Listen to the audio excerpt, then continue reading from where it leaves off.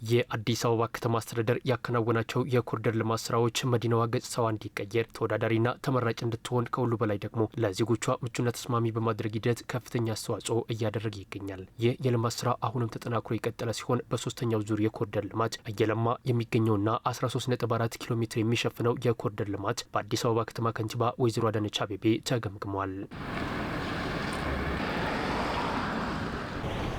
ከሁለተኛው ኮሪደር በኋላ የጀመርነውን የኮሪደር ስራ ከማለዳ ጀምረን ስንገመግም ነው የቆየ ነው።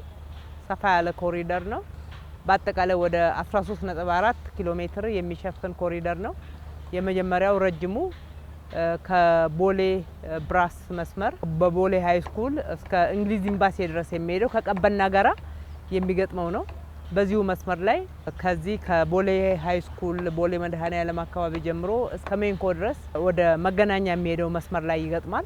በሁለተኛው ደግሞ በአደይ አበባ ስታዲየም በፊት ለፊቱና በጀርባው በኩል ያለውን መንገድ የሚሸፍን ነው። በጣም ሰፋፊ የእግረኛ መንገድ ያለው፣ የሳይክል መንገድ ያለው፣ ሌሎችም ነን ሞተራይዝድ ለሆኑ ትራንስፖርቶች ምቹ የሆነ በተለይ ደግሞ ለአካባቢው ነዋሪዎች አካባቢውን ያደሰ እስከ ሻላ መናፈሻ ድረስ የሚዘልቀው ነው። ሁለተኛው ከቀበና መስመር ጀምሮ የውሃ ሀብት ሚኒስቴር በኩል እስከ ቦሌ ሩዋንዳ ድረስ የሚዘልቀው ነው።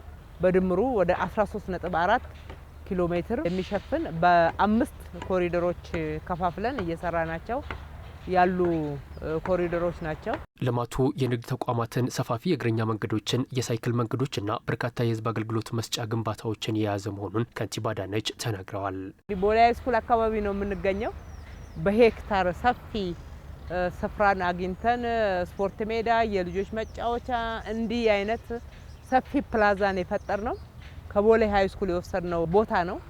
ቦሌ ሃይ ስኩል ውስጥ ደግሞ አሮጌውን ትምህርት ቤት እጅግ በጣም በማዘመንና በማደስ ሰፊ መሬት ላይ የተሰሩ ቪላዎቹን አፍርሰን ወደ ፎቅ በመቀየር ለነሱም የተሻለ ሰፊ ስፍራ እንዲኖራቸው እንጂ ቦታ እንዳይጠባቸው ማድረግ ለህዝቡ ደግሞ ይህንን ቦታ ማግኘት ችለናል ማለት ነው።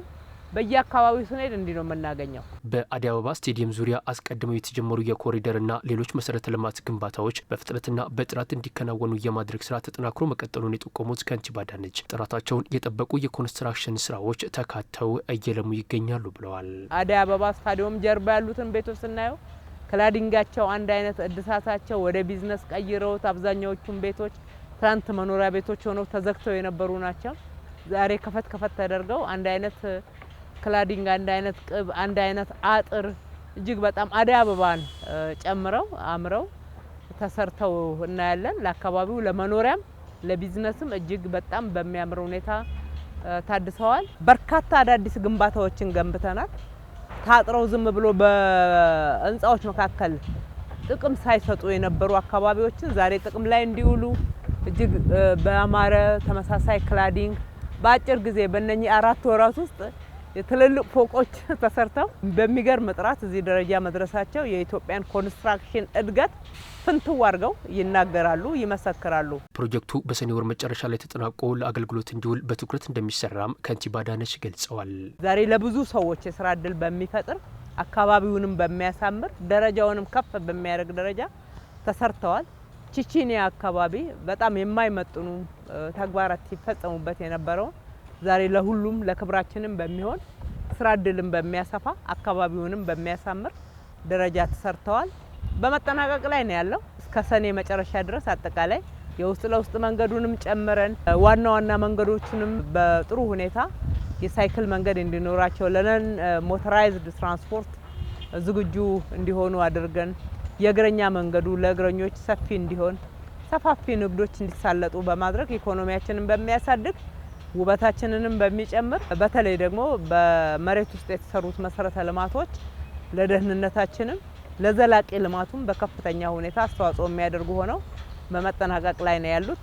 ባልነው ጊዜ እናጠናቀቃለን። የልማት ስራው በፍጥነትና በጥራት ተገንብቶ እንዲጠናቀቅ አስተዋጽኦ እያበረከቱ ያሉ አካላትንም ከንቲባ አዳነች አመስግነዋል።